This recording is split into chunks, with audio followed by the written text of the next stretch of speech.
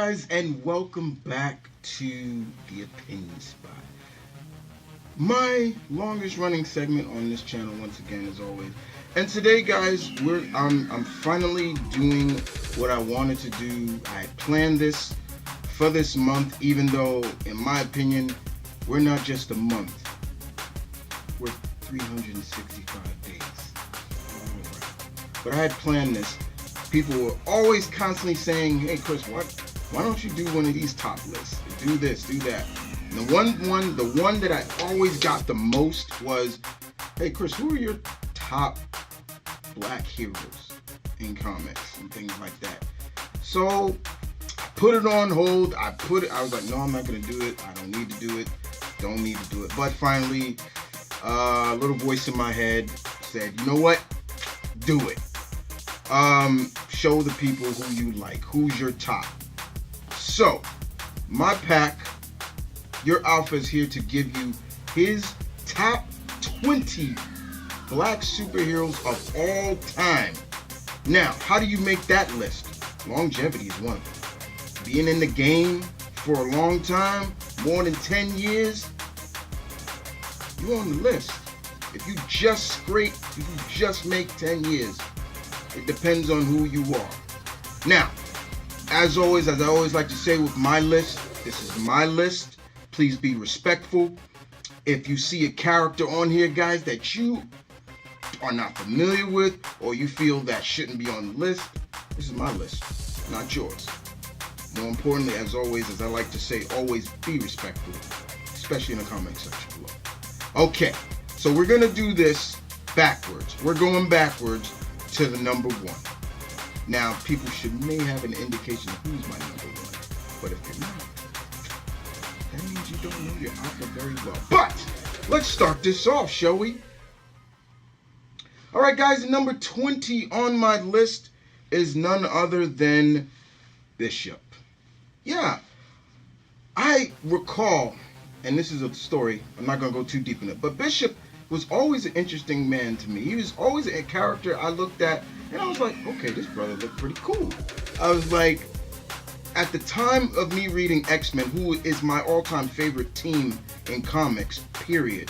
I love the X-Men more than I love the Avengers, Justice League, you name it. They come first. And at the time I was reading X-Men, Storm was the only black character I could remember. And I love me some Storm. I love me some Aurora. When Bishop came in, I was like, yo, who's this brother with the M tattooed on with the guns? And I was like, okay, is he a mutant? What can he do? And then I finally got to see what he can do comic-wise, not TV-wise, comic-wise. I was like, hey, okay, so he can absorb your bioenergy and send it right back to you. And at that young of age, I was 10, 11 years old, I was like, you know what? That's cool, but it's also dangerous. Because he's basically almost like a generator or a storage battery. Like, how much can he take before, he's too juiced up and it could kill him? But over time, Marvel has done some pretty good detailed things with him that I really enjoyed. But I think what Marvel kind of messed up with him in terms of character was during the whole Civil War. The Civil War, and they just messed him up. And then later on in the big event where we saw Hope Summers come to fruition, and then he shot Professor Xavier in the head, and his whole character just changed. He became a villain, and I hated that. I was like, why is Bishop a villain? Why is he like this? But then Marvel kind of put him back on the map in Charles Soule's run for Astonishing X-Men.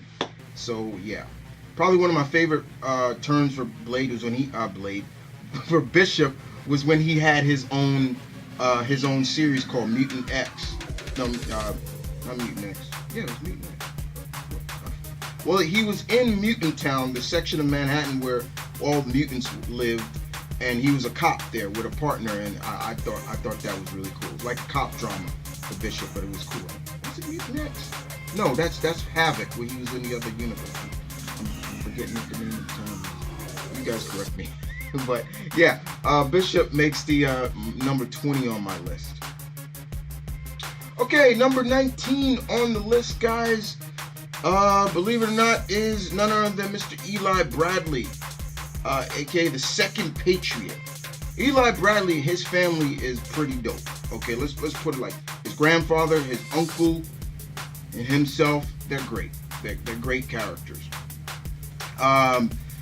Eli first came into fruition, debuted in Young Avengers number 1 back in 2005. He's been in the game for 14 years. Come this June, I believe, he'll be in the game for 14 years. So he's been in the game for 13 technically. And he was an interesting character, fun character, but a little angry. He came off very angry in the beginning. And a lot of us fans got on Marvel about that. Why is the only black character on the team very angry, and then when we found out where he was getting his powers from for the first time, he was taking the Hyde formula. Oh boy, we had a field day with that one. We were like, oh, you're gonna make I literally remember when Marvel still was doing the soapbox lettering, and my lettering gotten near to Fat Casada and all of them, and I was furious. I was like, why is he taking steroids? Why? Oh yeah. Oh, the only black character on the team, and he's taking steroids? What's up with that, Marvel? And everybody was like, they were just like, okay, just calm down, please. Like, you'll see the story, you'll see why. But over time, we saw that he got seriously injured during another Kree Skrull war, and he got a blood transfusion from his grandfather, Isaiah Bradley, and the super soldier serum was in his sixth system now. And Eli became one hell of a leader. He really learned well from watching people like Cap and everybody like that. And then all of a sudden, during Avengers Crusade, he quit after seeing Cassie get killed. He quit. He moved to Scottsdale, Arizona with his mom. And the last time we heard about him was when the third Patriot, Rashawn Lewis, I believe, mentioned where he is and things like that and what he's doing. Marvel, bring Eli back. Let's go. Come on. Bring the original Young Avengers back. Why not? What's up? Just saying. All right. Number 18 on the list is none other than Miss Cecilia Reyes. Yes, she's another one that's been in the game for some time.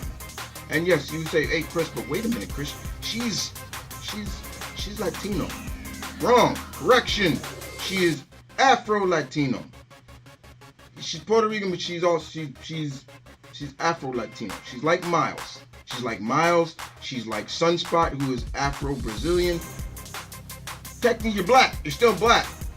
And what I liked about Cecilia Reyes is after she learned how to master her powers, what was really cool about it, and because she can put up force fields and stuff like that. What was cool about her is that she didn't jump into being an active member of the X-Men. She built her own clinic. She's a doctor by trade, which is always cool. And we saw that throughout her course of all her years in the comics. Now, technically, I could care less about the New Mutants movie that's coming out because she's in it, but the actress they got playing her, I'm looking at that, I'm like, yeah. Why didn't you get someone like, I don't know, Gina Torres to play the role? But you got an actress who is, you know what I'm saying? I'm not even going to go into that. But anyway, yeah, Cecilia Reyes makes it on the list. She's my number 18. I've always loved the character. I liked the relationship she has with Gambit at time. They were kind of a thing for a while before Gambit got married. You know, he's married to Rogue now. So, but yeah, Cecilia Reyes is great. Good character. Very good character indeed. All right, number 17 on the list is none other than Mr. John Henry Irons. First and foremost, dig the name. I always love that name. John Henry Irons, aka Steel. Smart, brave, wants to do the right thing, wants to be a symbol. He is technically, if you will, the Iron Man somewhat of the DC universe. There's some other people you could also throw in there, but Steel's costume, his armor, is it as advanced as Tony Stark's? No, but it is advanced. And why is he dressed like this, and why does he have the crest, the House of L crest on? Because in honor of Superman. Steel came out around the time of Death of Superman. That was when he first came out. And he, in his way, he is continuing Superman's trade because Superman saved his life. What a way to pay homage to someone who saved your life. But I also like the fact that, yeah, he carries a sledgehammer in almost in retrospect of the famous folk hero, John Henry. And his suit is just so cool. It looks like a prototype, but it is highly advanced. He's got rocket boosters. He wears a cape. And we've seen Steel over time, comic-wise, do some good things, but they sometimes don't really pull the trigger with him, which I don't like, giving him more than what he should be. He's more than just a Superman clone or homage. His niece, Natasha, is great too. TV-wise, we've seen him debut in animated series and stuff like that. I wasn't a big fan of his original animated series run because I didn't like the fact that he didn't wear the cape. He didn't have the House of L crest on his chest. It just looked like, yeah, he truly was a drone. And I didn't like that. But Michael Dorn doing his voice, I was cool with that. And then later on, Phil LaMarr picked up during Justice League. But recently we saw him, Cress Williams did the voice, and that was probably the best adaptation of Steel, animated wise, in the reign of Superman. That was the best they did with Steel, and I really enjoyed it. And we do not need to go into live action wise. No, we don't.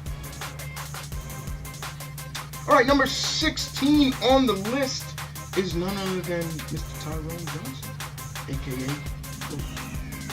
I have always been a big fan of Cloak and Dagger, the duo of light and dark. Cloak is so underrated, but he's been in the game for more than 20 years. Him and Dagger have been in the game for more than 20 years. They came out in the 1980s, and Marvel has always tried to have revamped their origin. At first, they said they got their powers from a drug. Then at one point, Marvel said they were mutants, but they're not. But now they have just gone on saying they're human mutates.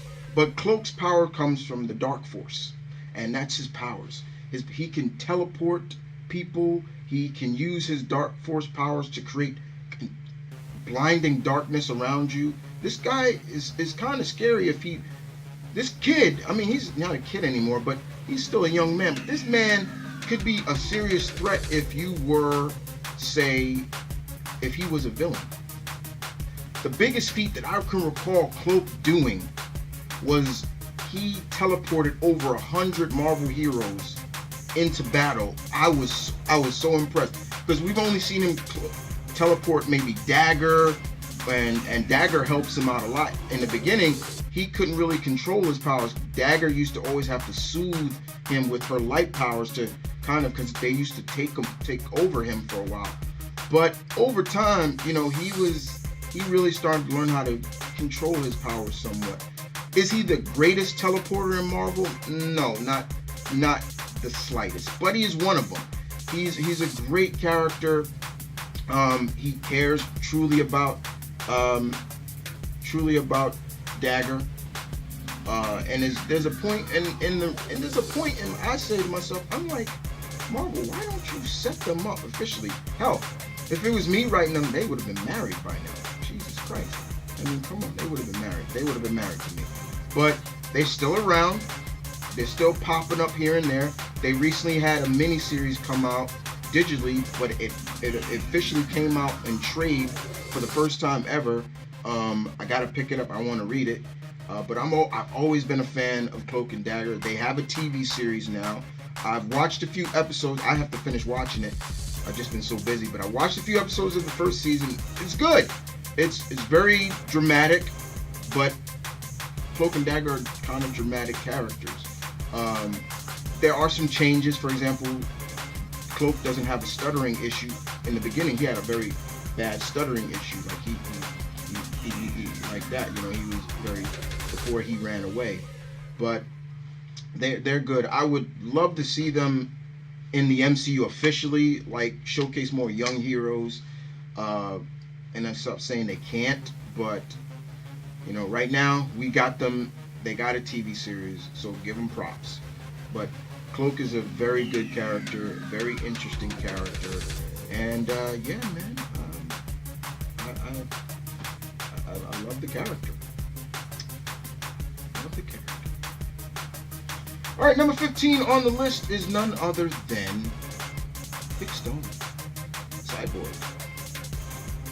Shout outs to George Perez and Marv Wolfman, as always. George Perez, first of all, thank you for all your work that you've done. I know if y'all didn't notice, George Perez is retiring from the game, and it's kind of due to health issues. But thank you, Mr. Perez, for everything you've done in the industry. I love you. We all love you. Thank you. Your legacy will always live on in us. Thank you. But Cyborg, Vic Stone is one of those characters, a tragic character, and in all their adaptations of him, mostly, especially animated-wise, they have always given him a reason for us to care about this character. Forget the whole booyah and all that stuff. Forget that for a minute. Just talk about what this kid is going through. He is severely damaged, dying. So what does his father do? Implant alien tech into him. Gives him, he's more inorganic than organic. And it is always questioned in every comic he's in. Am I human or am I a machine? What am I? What am I?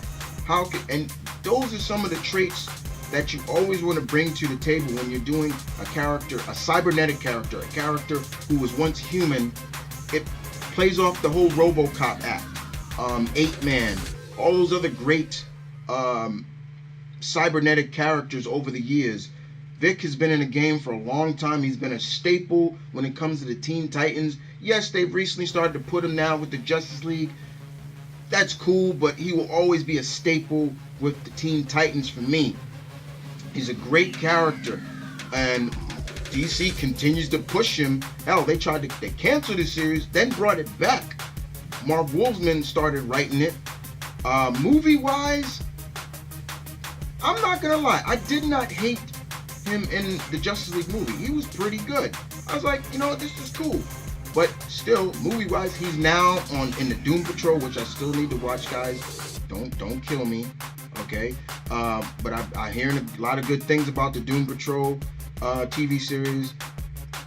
But Cyborg has always been one of those characters that I truly loved.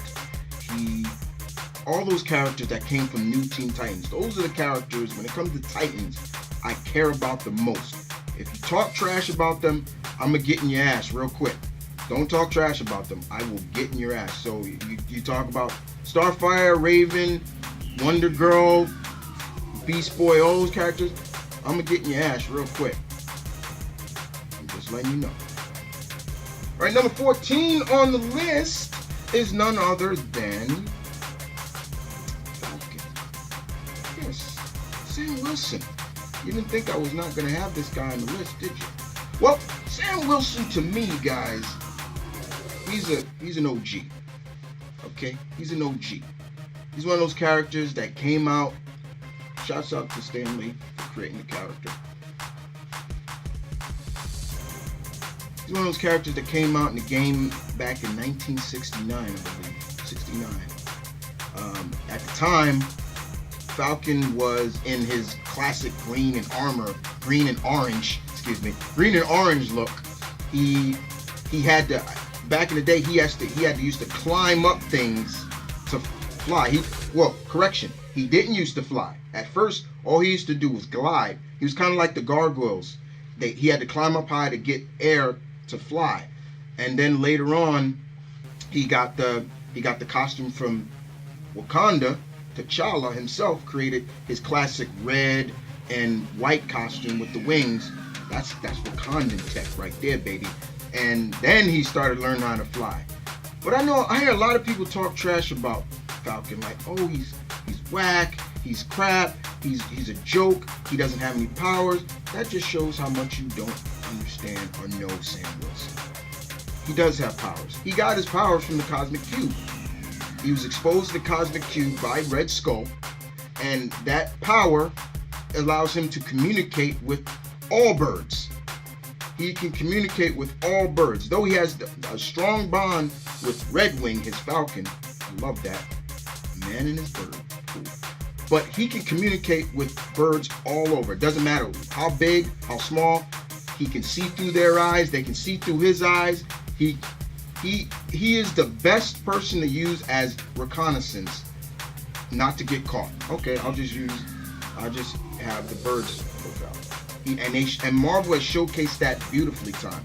He has earned everything he has gotten in the game, in my opinion. He has gotten everything he's earned, everything he has done. He's been an Avenger. He's worked with his partner Cap. Yes, partner. I don't call him a sidekick. He was a partner. He's the longest partner that Steve has ever had, and it was a great series. Go read Christopher Priest's run of Captain America and Falcon. Damn good series. I think it's in trade now. Go read it.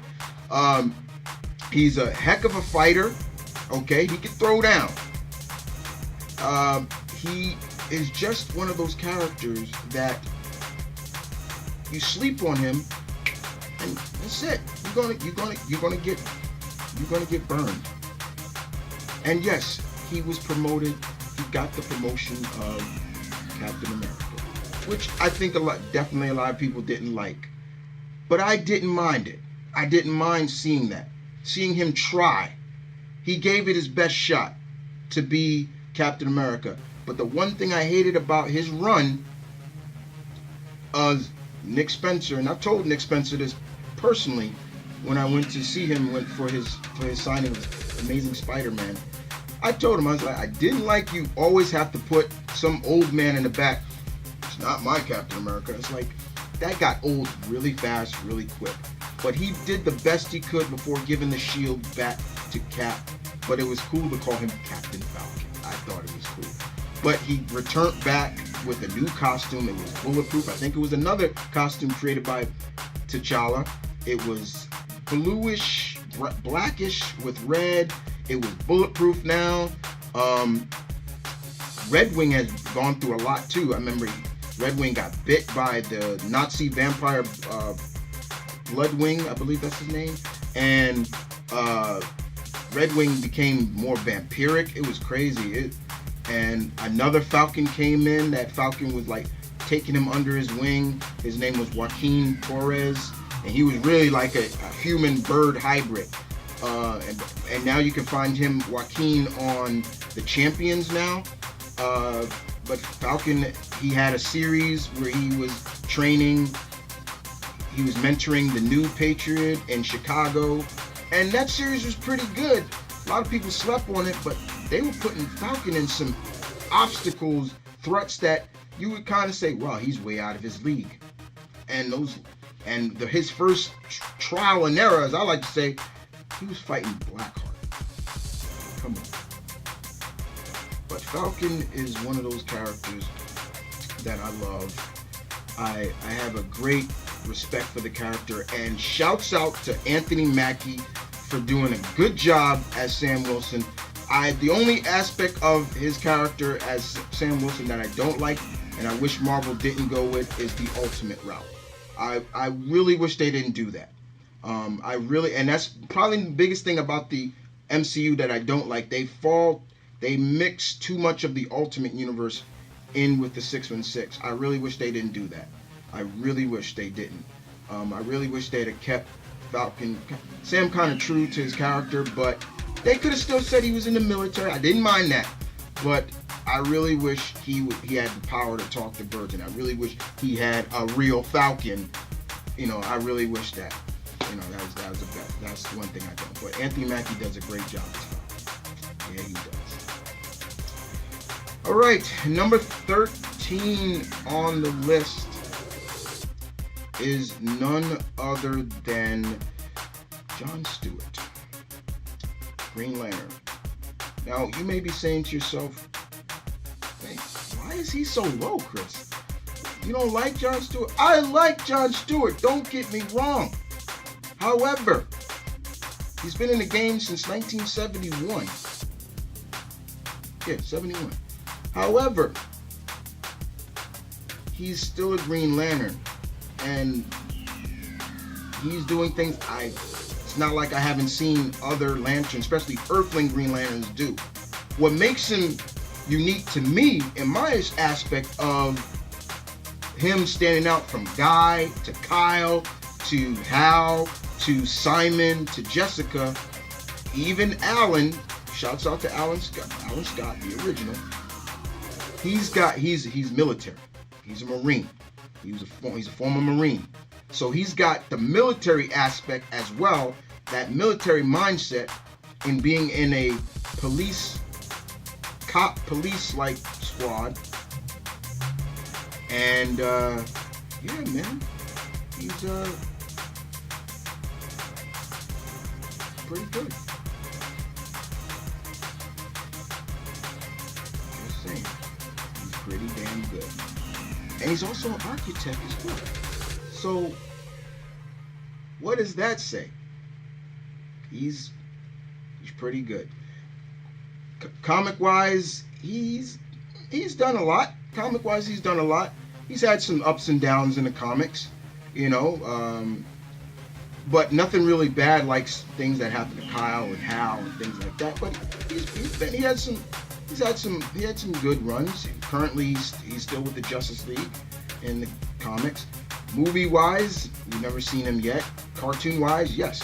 Shouts out to the great Dwayne McDuffie as well, because it was Dwayne McDuffie himself who literally put him in that series. At first, they were going to go with Kyle because this was still going to continue the DC animated universe, and Kyle was going to be the Green Lantern because Kyle was the Green Lantern. Remember, he guest starred on Superman, but it was Mr. McDuffie that said, let's go with Jon Stewart, and we got our wish. All right, number 12 on the list is none other than my girl, Miss Mercedes Knight, or Misty Knight. So we take a little bit of the Bionic Woman, Jamie Sombers, classic character. We take another classic, an actress who played a lot of badass women in classic, Pam Grier. They fusion. Psh, that's what you're getting. You're getting Misty Knight.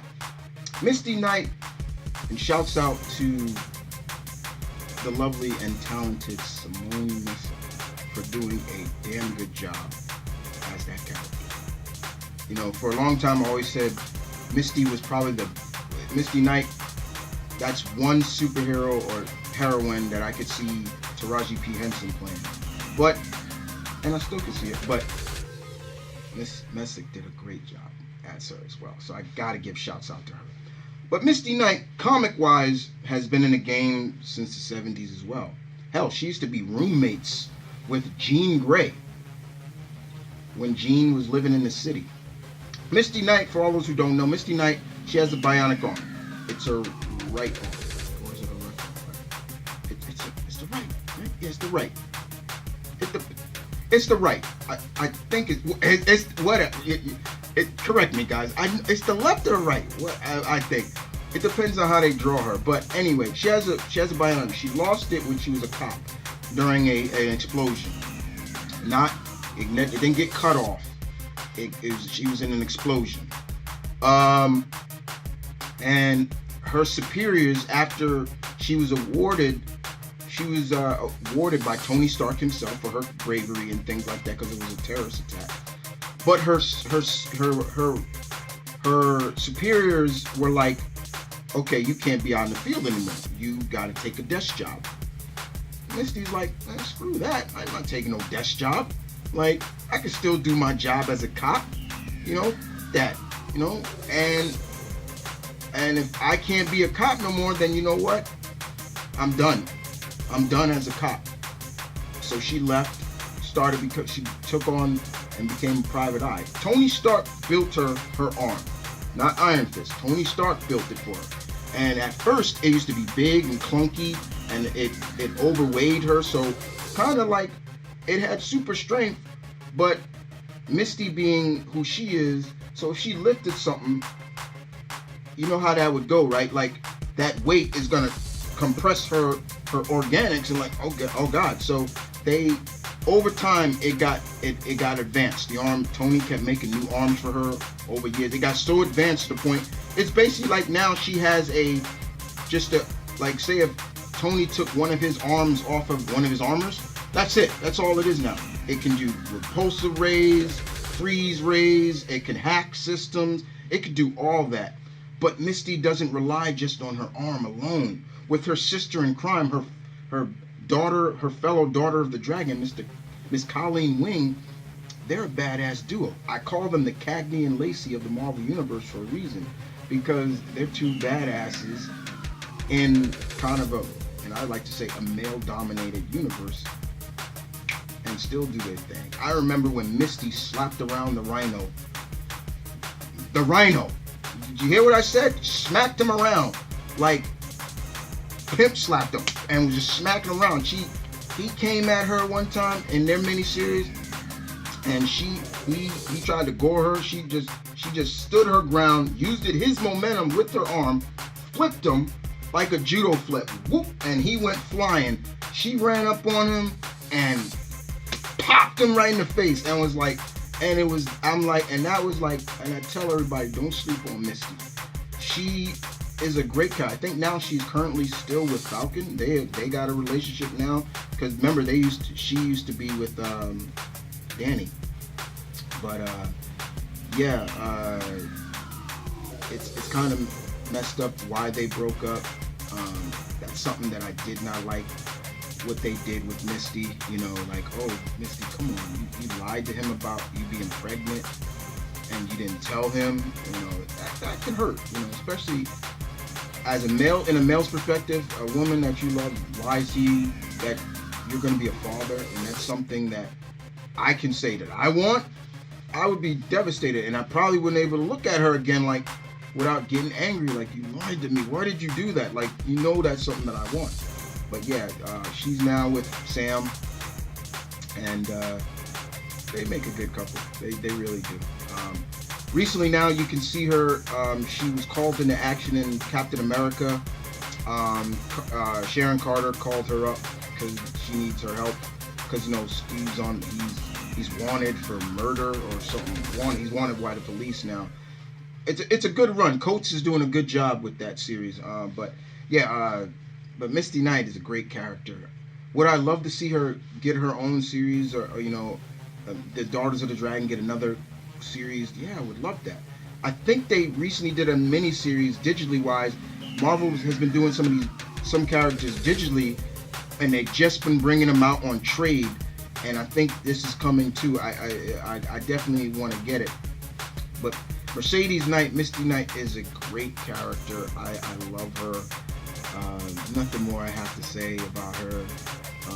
Like I said, thank you, Miss Pam Grier, for making characters like Cleopatra Jones and all those other characters, because you were the inspiration for Misty.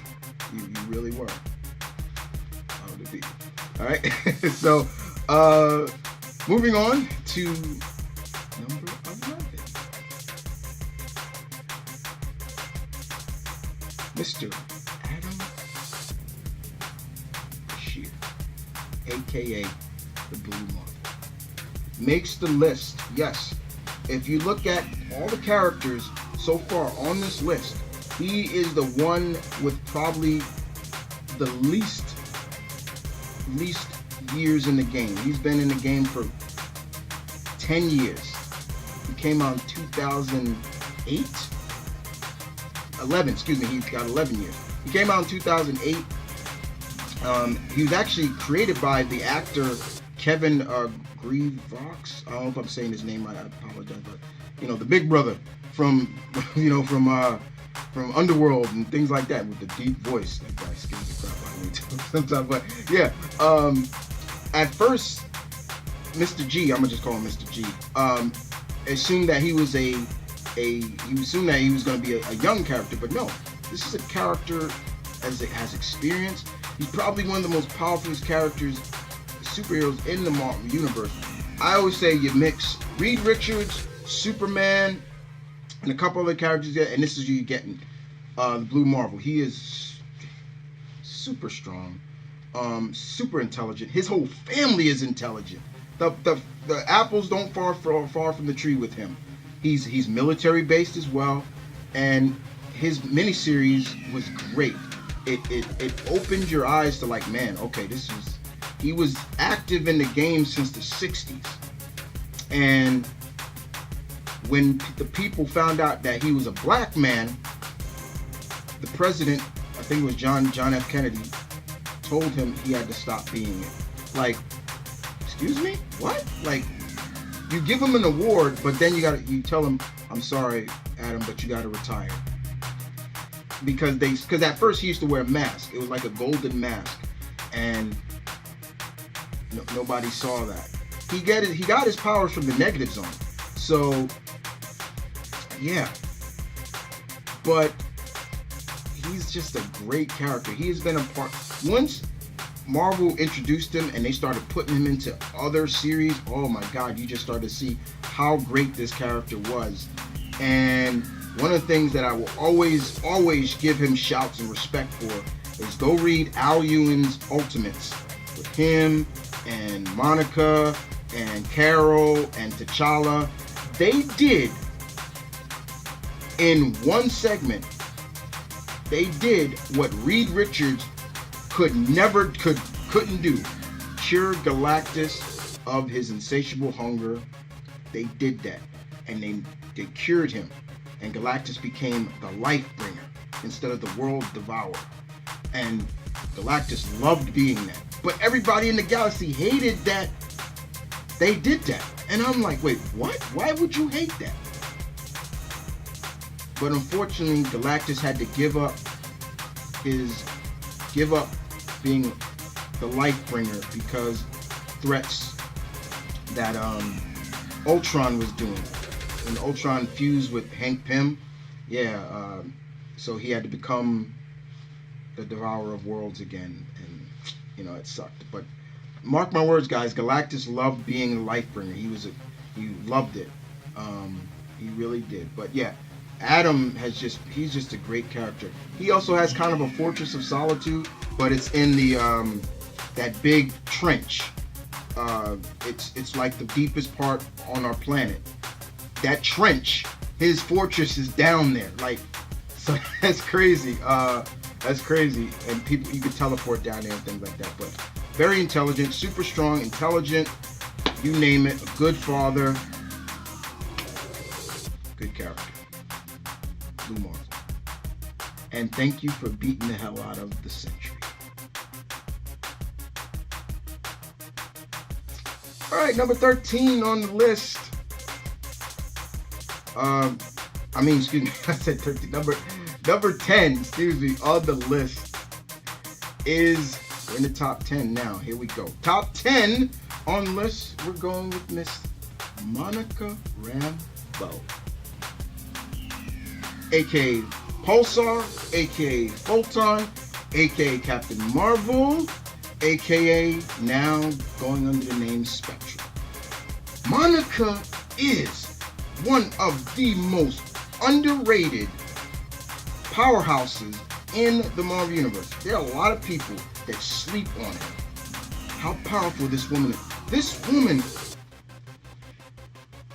any light spectrum that you can think of, she can manipulate. She can use to her advantage. Anyone, infrared, gamma ray, solar rays, you name it, she can do it. She can fly at the speed of light. She can even now, she's learned how to manipulate the light now to make herself, disguise herself as someone else. How cool is that? She is such a cool character. And one of the other things that I will always give her, she led the Avengers. She's a former leader of the Avengers, y'all. A former leader of the Avengers during the 70s, I believe. So she took on the leadership of the Avengers when they were really at their like ego trip, where a lot of the characters in there had a big ego. Black Knight, Hercules, but she kept them in check. When she took on the role from Steve, when Steve passed that leader, she said, "Don't worry, Steve, I got this." And she became like a mother hen to them, but it was like she gonna keep them in check.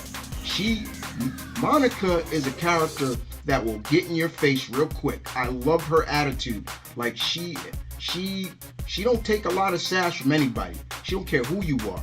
She will get in your face, and I love that. Showcasing her as a strong woman in a male-dominated world, especially in a male-dominated team like the Avengers, that shows a lot to do that. Monica did that. She literally was like, okay, I'm gonna make sure these people recognize who I am. You know, her powers comes from alien tech as well, because she first appeared in a Spider-Man annual. I forget which annual, 25 or 20. I'm forgetting. She used to be, she's from New Orleans, and she used to be a border patrol officer, I believe. Yeah, border patrol officer. And alien tech had fell from the sky, and it, you know where it goes from there. But she's a friend of Carol's and things like that. Now, we have never seen her adapted, animated-wise. Movie-wise, we're going to see her mother in the Captain Marvel movie. Her mother, and supposedly, and we're going to see her as a little girl. And so hopefully we'll see her in the future of the MCU with her powers. Who should they cast for Monica? Oh man, that's a tough one. There's a couple of actresses I think I can see playing older Monica. I know, man, I'm forgetting her name right now, but she was on the series. She was on the series Sleepy Hollow. She played Abby. You know, I think she could play Monica real good if they wanted to cast older Monica. But Monica makes my list, my number 10 on the list. She's a great character. And also comic-wise, you can find her in the Mark Waid, Al Ewing weekly Avengers series called Avengers. I forgot what the subtitle's called, but she's with Hercules, Scarlet Witch, Hawkeye, and Vision and people like that, and Voyager. But yeah, she's a good character. Very good character, indeed. And always loves to rock the trench coat. I'm just saying, she does. All right, number 9 on the list. Icon. Did you not think I was not going to have Icon on the list? Shouts out to Mr. Wayne McDuffie again. Mr. McDuffie. Icon. Such a great character. Yo, DC, I'm still waiting on these reboots that's with Earth M. What's going on with that, huh? What's going on? I want to see Icon and Rocket. Rocket's great too. Icon, what I loved about Icon and what I love about the story of Icon, he's like Superman. And he's fought Superman. And I remember him punching Superman to the moon. And Superman just saying, yo, I'm still feeling the effects of that punch. Yeah. Alright? But August is very intelligent.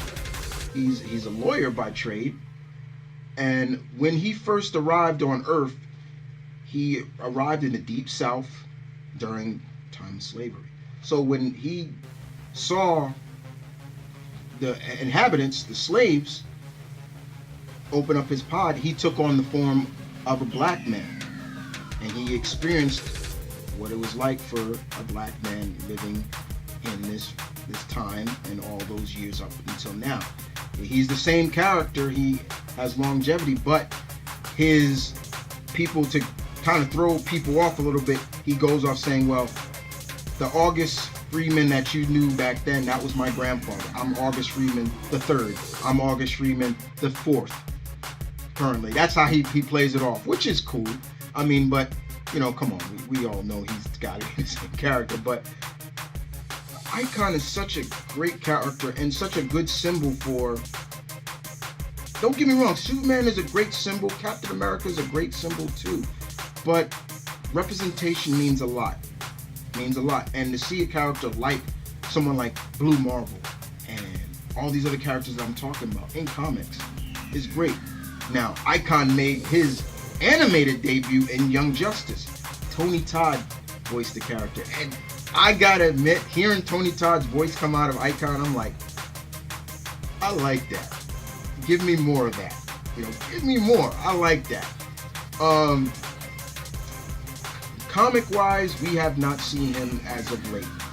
But DC has said that they're bringing this new called Earth M, where all the milestone characters going back to, and there's a series coming out that's focusing on Icon and Rocket, his partner Rocket. Last time we saw covers of what they were doing, and we haven't seen a damn thing. And that's what pisses me. I'm like, DC, you're doing it again. What's going on with this? If y'all cancel this again, we're gonna move on. We're just gonna move. I'm not gonna say anymore. But Icon makes number 9 on the list. Number 8 on the list.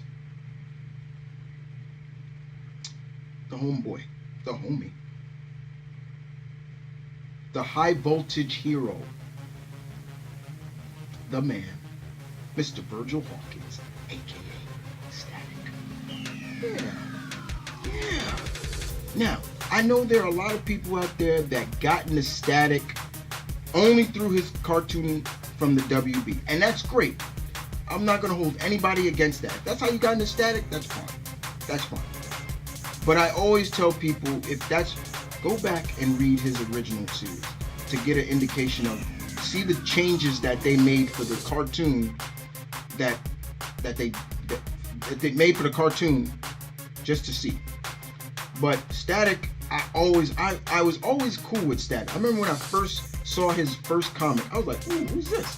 And I thought, wait, and this is true, I thought, ooh, wait, did Black Lightning have a son too?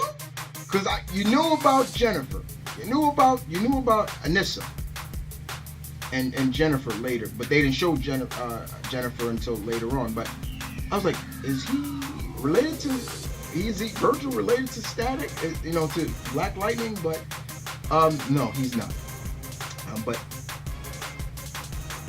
Virgil, Static is an amalgamation, as Dwayne McDuffie has put it. He's amalgamation. He's a true homage to Peter Parker, Spider-Man. Spider-Man is the biggest inspiration for the building of Static. He's intelligent. He's smart, but he's also been picked on, because of his intelligence. But he is also super powerful. Like, this guy can conduct and store up to thousands upon thousands voltage of electricity. Is it as high as Black Lightning? I don't think so. I have to go back and research again and read. No, but I don't think so. But he's still powerful. And when the Milestone universe fused with the DC universe, he became a Teen Titan for a while, and things like that. It was great to see Virgil on the team and everything like that. And then he disappeared. And then the New 52 happened. Yeah. And they pooped on him big time. I have his entire New 52 run, but my biggest problem with it is how they wrote Virgil. They wrote him like a ghetto child. Like, I don't mean that. I mean that in a way like everything he spoke more Ebonics than anything. It was always like, yo, my dude, this, my dude, yo. And I'm like, that's not how Virgil talks. Stop having him talk like that. Like, yo, he can talk like me or regular. Like, what's up with that? You know, it was. I did like his relationship with Hardware, or Hardcore, excuse me. No, Hardware, yeah, Hardware, another Milestone character. But he was. I just want Virgil back to being what he was, and he's another character that they're supposed to be rebooting, and we're not. And Reginald Hudlin is supposed to be doing it, and I still don't see anything going on about that. So we're gonna move on. Moving on. Yep. Moving on.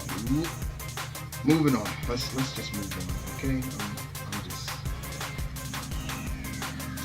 But Static, good character. Static is. He's a very good character. He truly is, and nobody can sell me any differently. Okay. Number 7 on the list.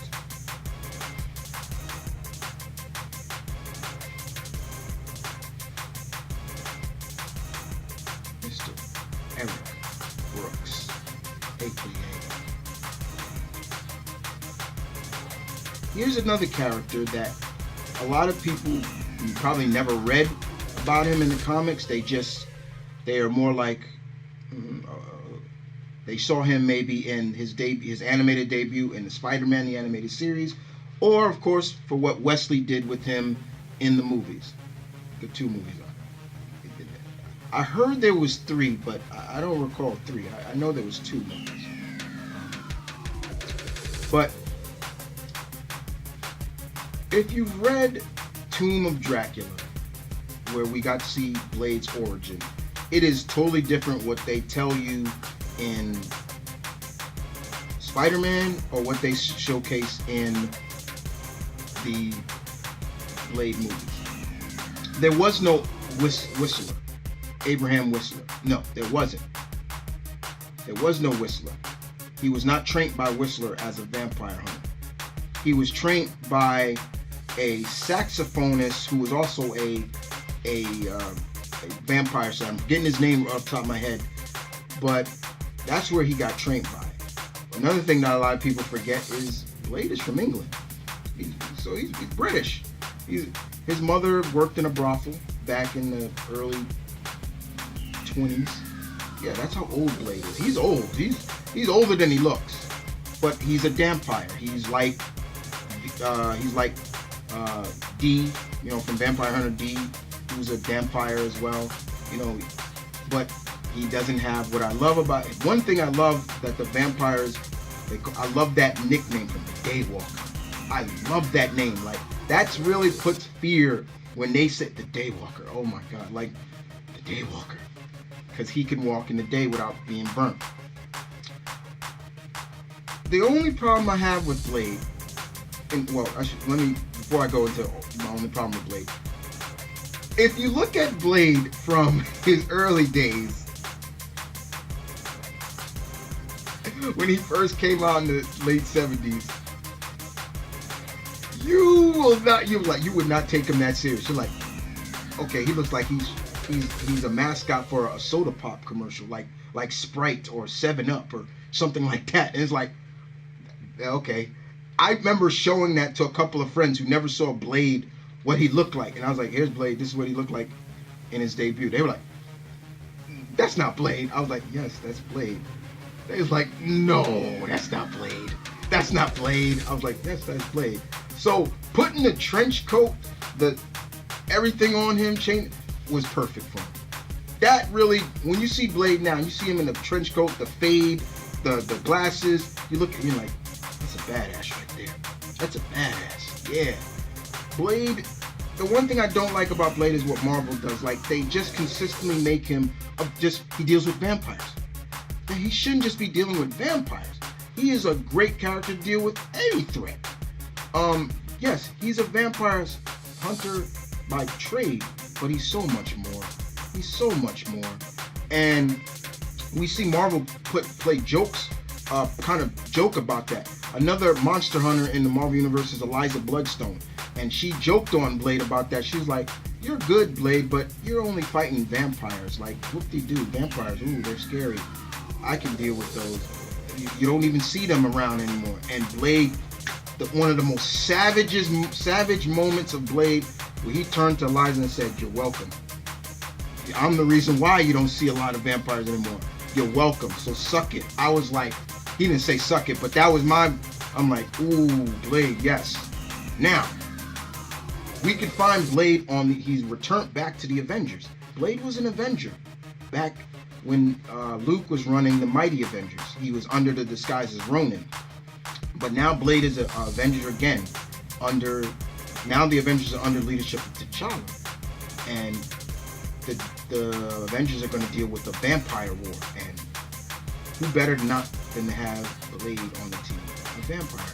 What's always cool also about Blade is that, guys, look, he's a black vampire hunter. You don't see that a lot. You don't see that in any kind of literature or movies. You don't see that a lot, especially back in the day.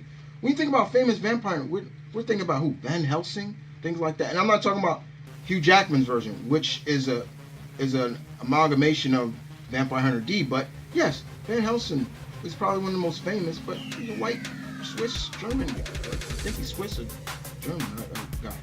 Here we see he's a vampire hunter, but he's black, and that was so cool. But then you go deeper into his story of why he hates vampires, because he hates what they made him, and I can understand that so well. That's why his character is so kind of relatable for me, because it's like, I would never want to be a vampire.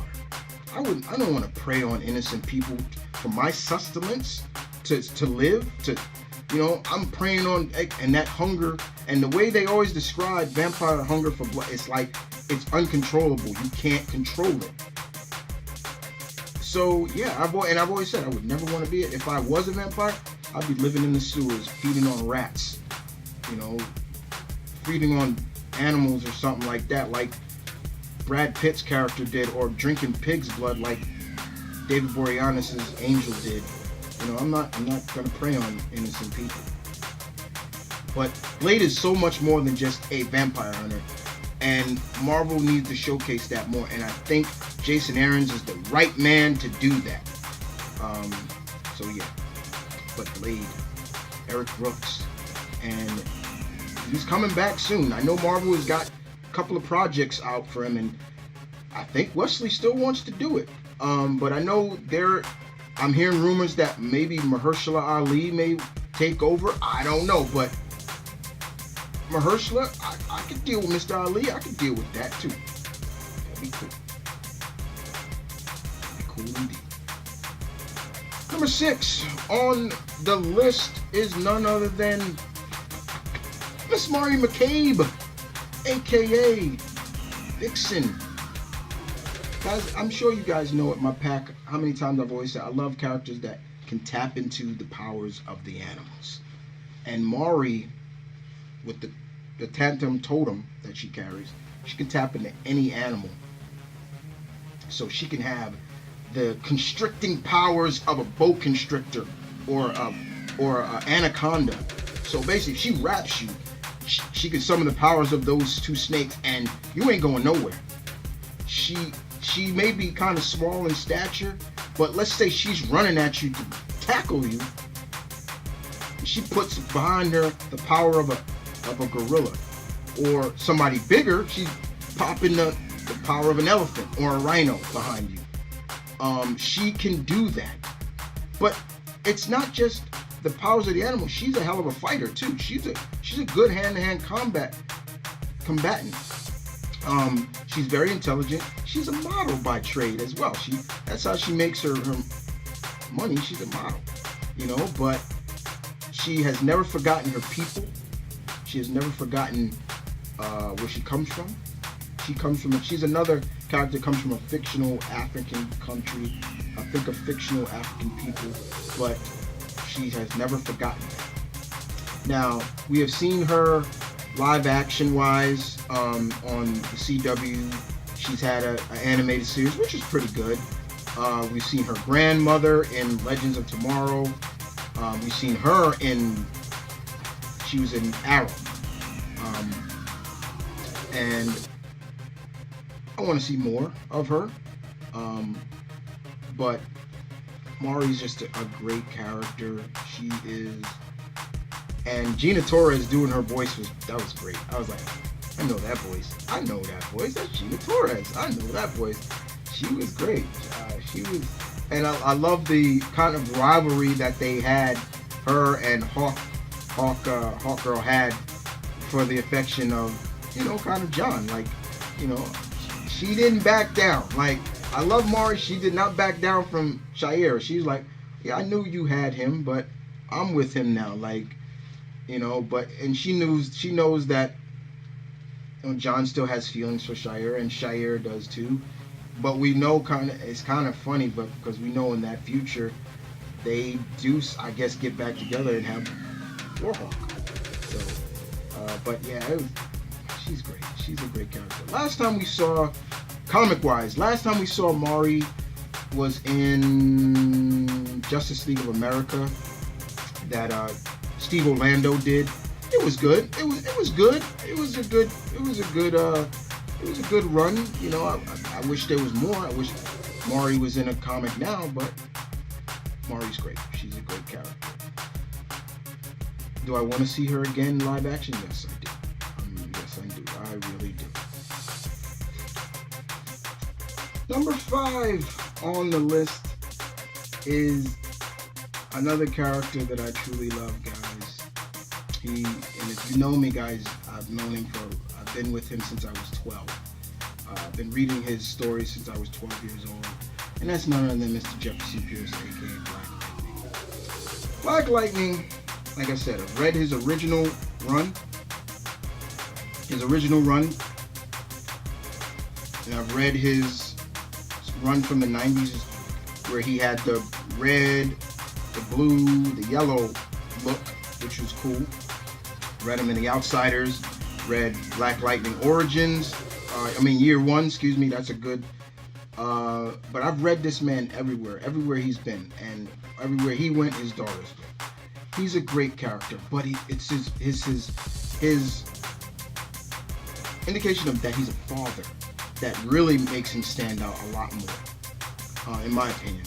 Yes, he's a superhero dad, and his daughters. The apple didn't fall far from the tree. His oldest daughter, Nissa, his youngest daughter, Jennifer, Lightning, also follow in Daddy's footsteps. Their powers are somewhat different, except Jennifer is more like Daddy, but the fact that she can't be around anything electronic. But Jefferson comes from suicide slums. He comes from the quote-unquote ghetto of Metropolis. Yeah, he's from Metropolis. He's not from what you see in the TV series Freedom Land. That's what they call it. He's from Metropolis. And I've always wondered why they didn't go that route. Like, he's from Metropolis. Metropolis, this section of Metropolis that is quote-unquote the ghetto. Think of, the best way I can think of it is like, think of Suicide Slums being the Harlem or the Compton of Metropolis. But now today, those two areas are nothing like they were, let's say, back in the 90s. They're not. And I should know, because I live in New York. Harlem is nothing like it was back in the early 90s. But that's how they depicted Suicide Slums. But he's a powerhouse, and he truly can create Black Lightning. So his namesake is not just because he's black. It's also he can create Black Lightning, and we've seen him do it comic-wise, and we're starting to see him do it now in Young Justice. And Young Justice, thank you for that, because in Young Justice they really are showcasing doing the Black Lightning. He only brings out the Black Lightning for the most powerful threats. So he doesn't bring that because it can kill somebody. It can literally kill somebody if he did it. But having said that, having done that, guys, Black Lightning has been in the game since 1972 or 3. No, 77. Excuse me, 77. Yeah, 77. Like I said, I know a lot of people don't like that there's so many black characters that were created by white men. Tony Isabella and Trevor and Ronch created the character. And yes, it doesn't bother me as much, but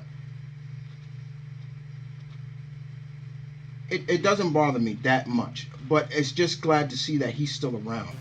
And he's still showing up everywhere. He shows up here. Now, Black Lightning, for a long time, they wanted to do Black Lightning as a movie. And, you know, who was the last guy I heard that wanted to do the part really badly? Terrence Howard.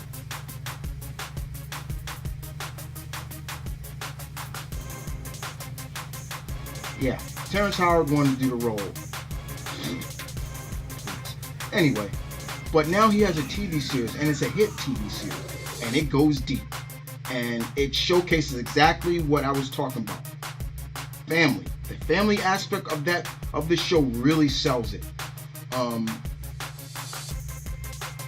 Cress Williams does a great job of portraying that father figure, which I love. He's a dad himself, so he portrays that very well, and I love that about him. Comic-wise, the last thing we saw DC do with him, they did another miniseries that was written by Tony Isabella called Dead Cold Hands, where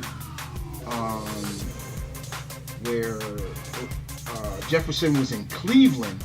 He was in Cleveland dealing with Tobias Whale and everything like that. It was good. It was really good. I enjoyed it. I sent it to a friend of mine. He enjoyed it too. But Black Lightning he's a staple. And we can see that he's kind of inspired a lot of other characters, black characters who have electric powers. And that's always been the key. What's with black characters with electric powers? There's a lot of them. There is a lot of them. Or even before him. But there's a lot of them. But I truly, I've always said, like, Black Vulcan was supposed to be Black Lightning. If you go back to watch Static, the episode where where Static was in that retirement home with that superhero called Soul Power, who do you think that was? That was supposed to be Black Lightning. That was supposed to be him.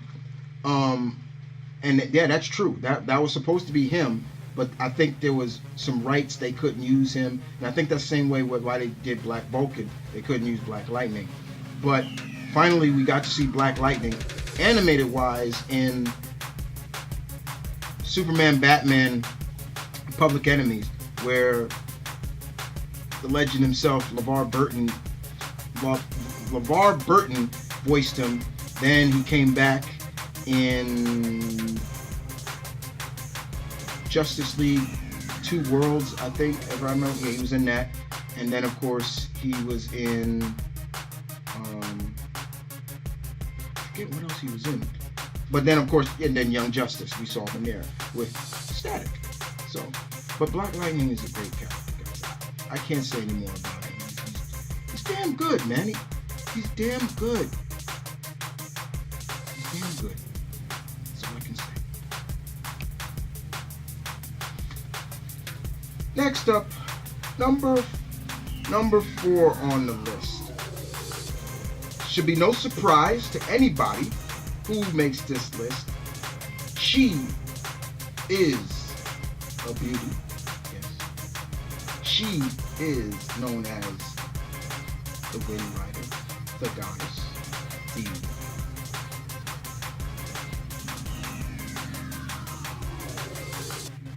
none other than Aurora Monroe, aka Star. Oh my God. I go ways back with Storm. When I was 10, I got a hold of Giant Size X-Men.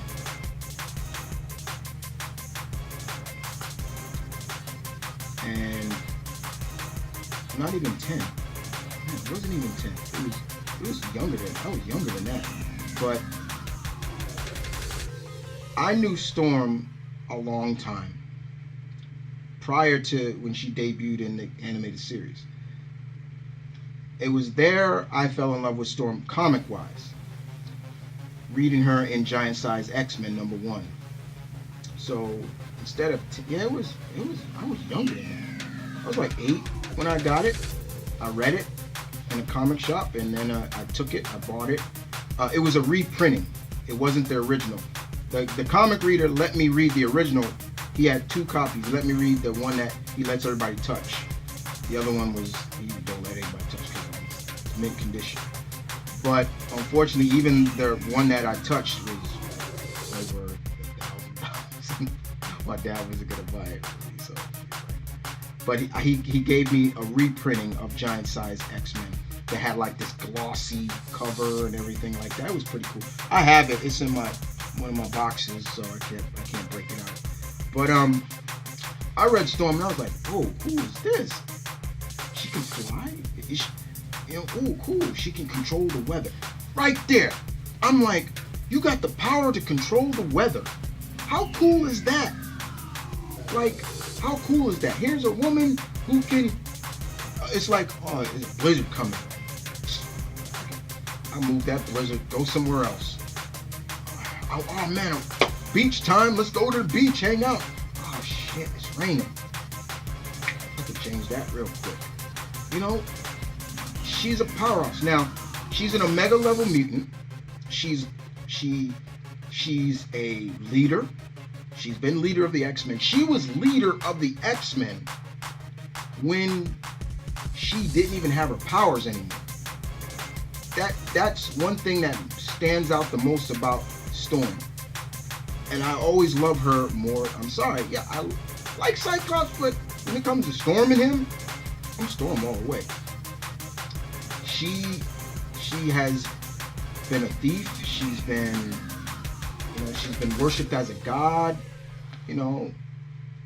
But all in all, she's just such a character that I love. And the one thing I've always said, whenever Storm enters a panel, all eyes are on her. That's the kind of attention she gets. And I love that. Claremont used to write that beautifully with her. Like, when Storm came into a scene on a panel, all eyes are on her. Like, it's not nobody else. You're paying attention to what Storm is saying to you. And they have not been able to recapture that in terms of in not comic wise, but in movie wise. They have never captured that. And that's something that has hurt a lot of us Storm fans a lot, is they have never captured that right, including Halle Berry. Halle Berry, why was she casted as Storm? Because of course she's Halle Berry. She's got, at that time, everybody knows her. So yeah, you get that. But even then, I still was like, that was wrong casting. I did not like her portrayal as Storm. In the beginning, she was quiet, she was meek, she was kind of scared. I'm like, that's not Storm. The only thing Storm is, she's claustrophobic. She ain't scared of facing anything head on. It was just like, no. And then they tried to give her more character in the second one, giving her a little bit of anger, and I'm like, no, it ain't working either. The third, which we don't really talk about, movie, is kind of where she kind of got a little bit. And then, of course, Days of Future Past. Then they did her then Alexander Shipp took over the role, and it's all right, but it's time for an actress to come along to play Storm with that same kind of ferocity that she has in the comics, where she stands out. Now, do the young X-Men to look at her as a leader, as a guidance, as a beacon of hope? We need to see that more from her. Comic-wise, they get her perfectly. It's like any writer you see write Storm perfectly. You name a writer, they got her perfectly. But movie-wise, they have not. So when the X-Men come home, and trust me, when they do, and they do cast Storm, don't put her in an X-Men movie right away. Put her in another. I said this before. Don't put every X-Men character in an X-Men movie. Spread them out. Storm will be perfect to debut in, Black Panther sequel. Just saying, that would be cool. But she definitely needs to stand out. And cartoon-wise, they've kind of done her right. The only thing I don't like is that they always portray her as being more regal. And what I mean by that is, like, she speaks with a British accent or something like that, which I don't like. The original Storm had that kind of British accent. I didn't, you know, when I would read Storm, comic-wise, I hear an African accent coming out of her. I hear that. I hear it. Like, who did a great job voicing her? Jill Scott. Jill Scott did a good job voicing her when she was on the Jill Scott did and now when I hear Storm, I kind of hear that voice. You know, so she did a great job. But I want my Storm to portray more of what she was like in the cover. I want that Storm. I want that Storm, like I said, she comes into a panel, almost all eyes on her, no matter who she stands with. Whether it's Cyclops, Wolverine, Emma, Jean, I don't care. She is standing tall, not meek and I'm kind of scared. Come on, son. That's all I'm saying. But Storm, I love you. We love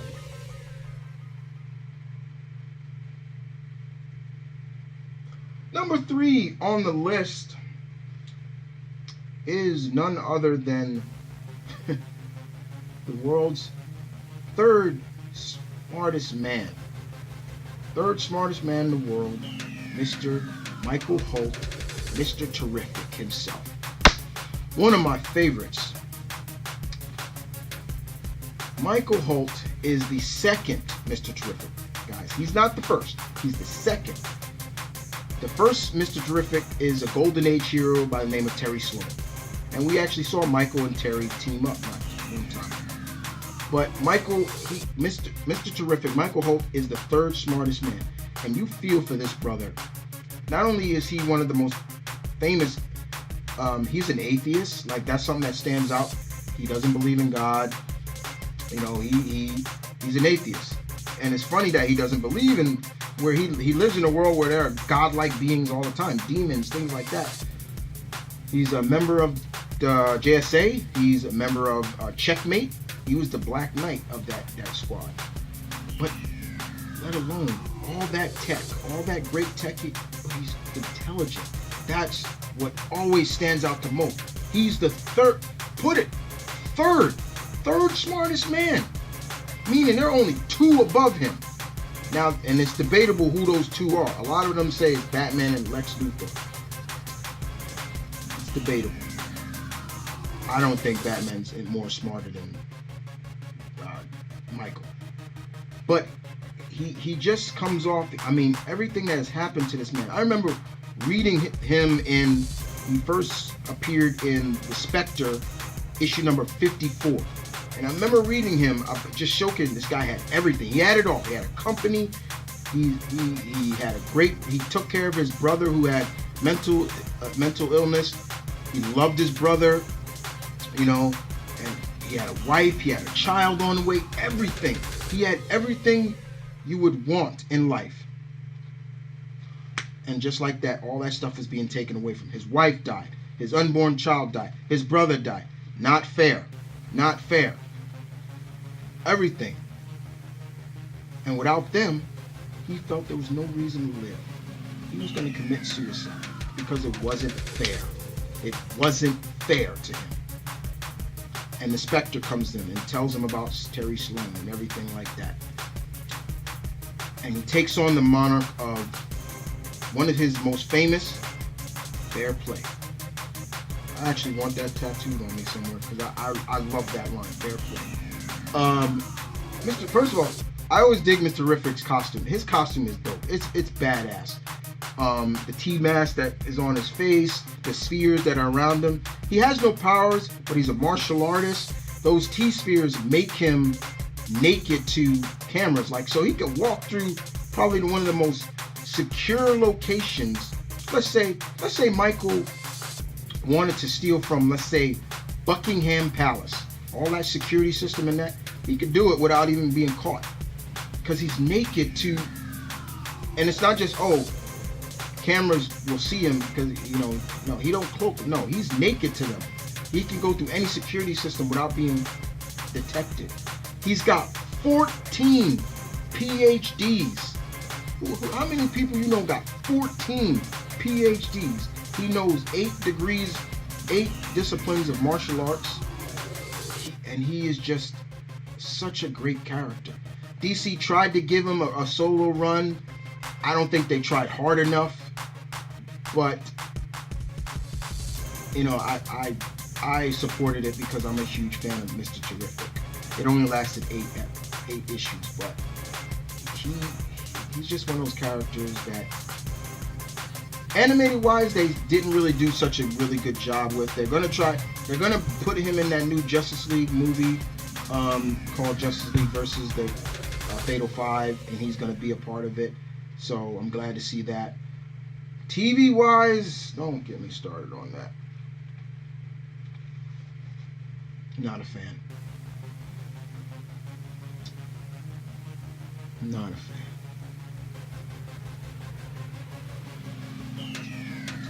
Let's move on. Number 2 on the list. This may shock a lot of people, but unfortunately, yes, guys, he's not my number 1. It's somebody else. But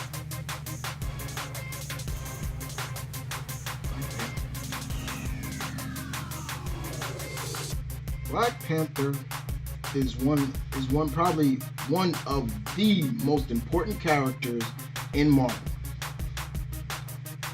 Thank you, Jack Kirby. Thank you, Stan. But thank you for this character. And he's had a hell of a year, hasn't he? He has.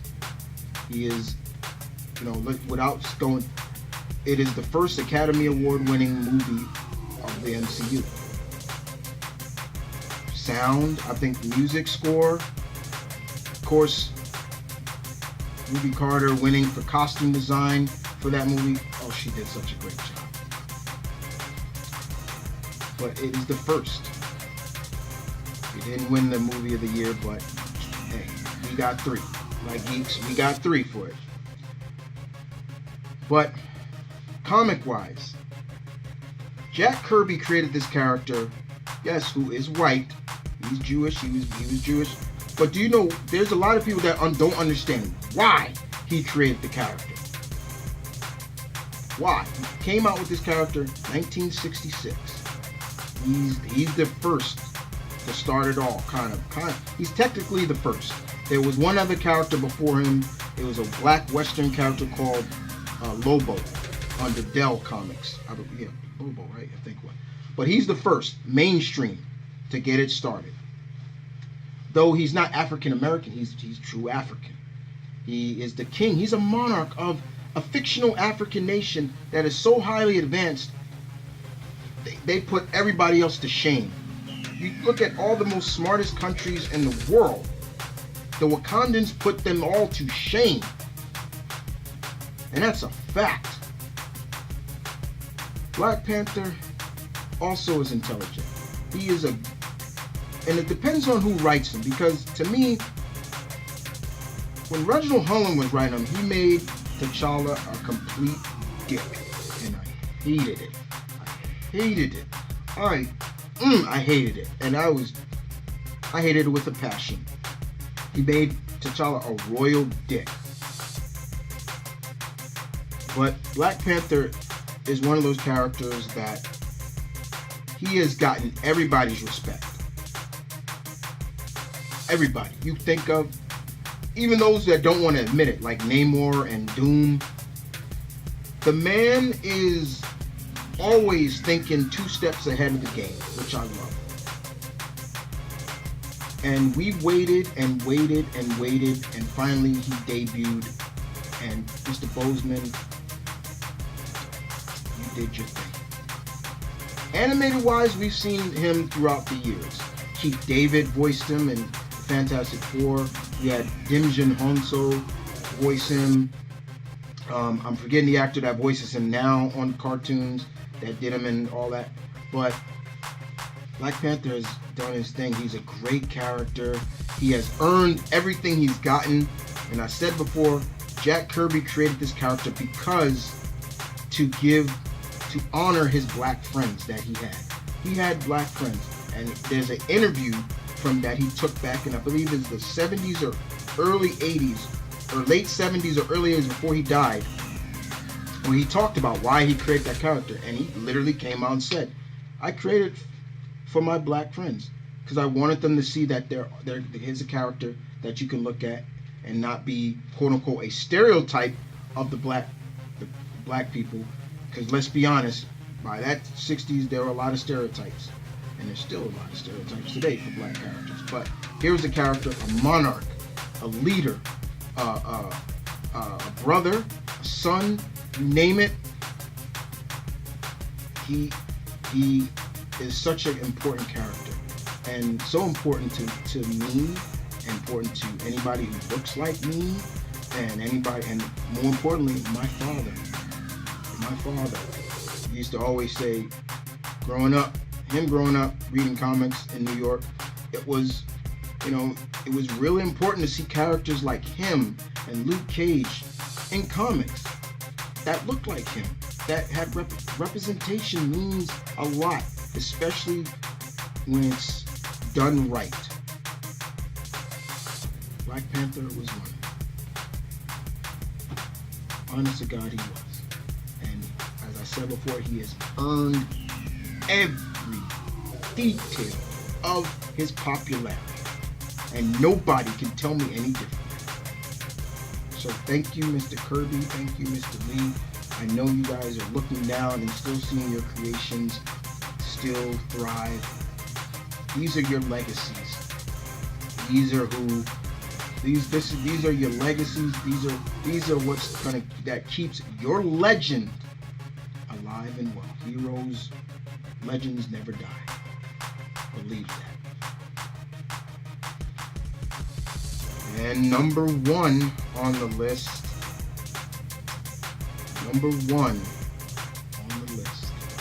Ladies and gentlemen, first and foremost, I want to thank everybody for this. I hope you enjoyed this.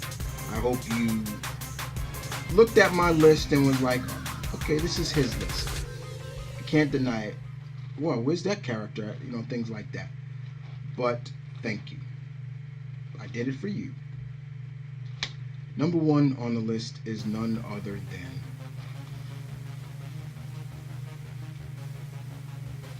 Luke Cage. Yes.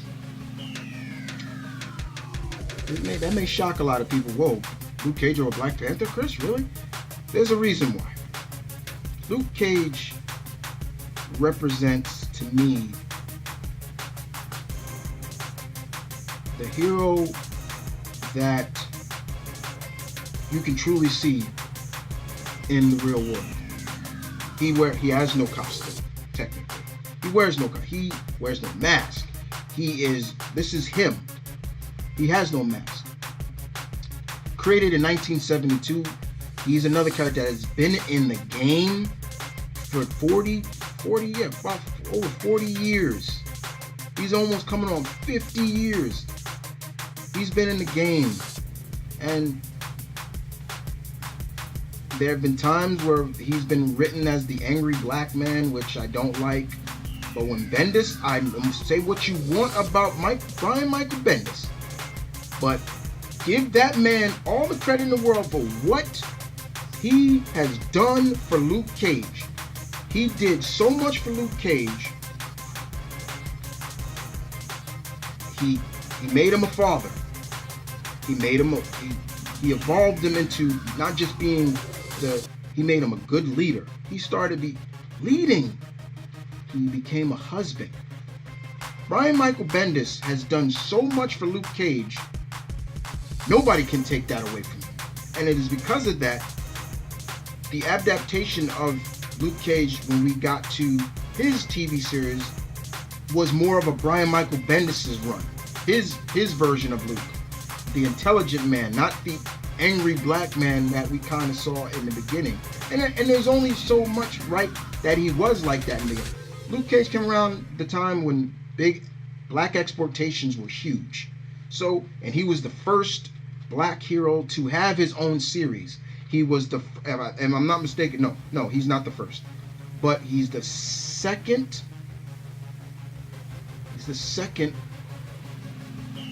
or tied for second, I believe, of black character at that time to not have a superhero name that had black in the beginning of his name.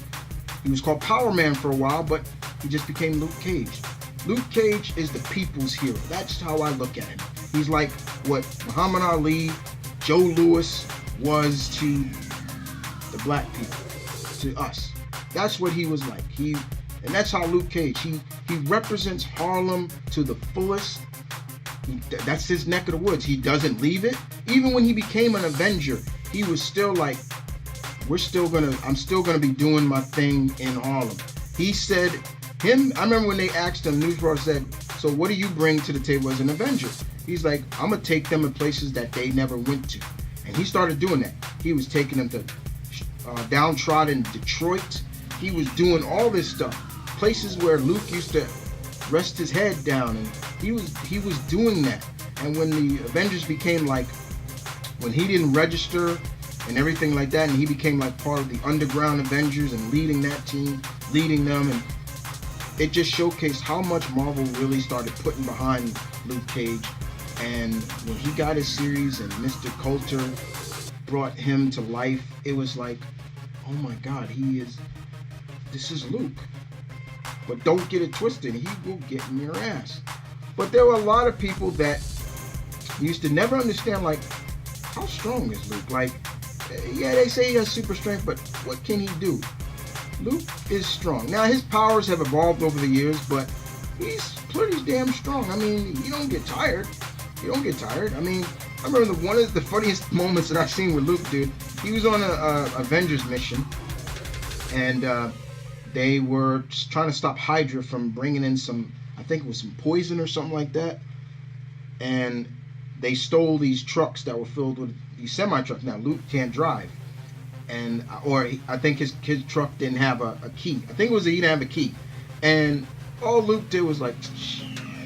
So he picks this semi up over his head and jogs with it, not breaking a sweat. And what makes it, he's keeping up with the rest of the Avengers in the same semis they were. He wasn't behind them. He was right with them. Like, yo, I'm right here. He is strong enough to fight Namor on his own turf. He fought Namor in Avengers vs. X-Men, which I don't care too much for. But he fought Namor in the water. Now, Namor is at his strongest when he's in the water. What happened? Luke tossed his ass right out the water. Give him props. Give Luke props. But Luke Cage is just, to me, he is that guy that you can truly see. If there was a real hero, real man with powers like Luke Cage, or with powers, Luke Cage is that guy. That's who I can see. The people's hero. The people's hero. And that is the reason why, in some ways, he makes my number one. I love Luke Cage. And no matter what whenever Marvel brings him back or brings many series of him, I'm always supporting that character. I love that character. And please bring back his series. Hulu, I don't care. Somebody pick it up. Somebody pick up the series to continue. Or just bring him into the MCU for real. Well, guys, that is it. That is my list of my top 20 black heroes, black superheroes of all time. Now, I know a lot of people are probably like, oh my, where is this character at? Where is this character at? Like I said before, it doesn't mean I hate the character. It means they may not be in my top 20. There's probably some people saying, "Yo, where's Miles at?" Miles, what did I just say in the beginning of the video? You gotta have more than 8 years, or you gotta have more than. You gotta at least have 10 plus years in the game. Miles has only had 8, and even though he's stamped his approval, he's good. He is more. I like to look at Miles as one of my favorite new age black heroes. And maybe I just spoiled it for you guys, but yes, I am gonna do another list of that. My top 10 favorite black new age heroes, and Miles is up there. But I know a lot of people are like, "Where's Spawn?" I like Spawn, but I don't really look at Spawn as a hero at times. I never really looked at Spawn as a real true hero. But he's not on my top 20. Just saying. I like Spawn, but it's nothing I haven't seen before. You know, I'm just saying. I don't hate Spawn. But once again, as I always say, guys, this is my list, my opinion. What's yours? Give me yours. I'd love to hear your opinion. Who are your top 20 black heroes of all time? I know there's a lot, and I know there's some people that are like, "Man, leave." But be respectful. You respect my list, I respect yours. As always, show some respect. Give respect. Give a little respect. You get it right back. That's my motto. But other than that, guys, this is the opinion spot. Your opinion matters. That's what I like to say. This is my kid. Your alpha bidding you peace, love. Stay tuned. Keep it real. An extra long opinion spot for you guys, but you earn it.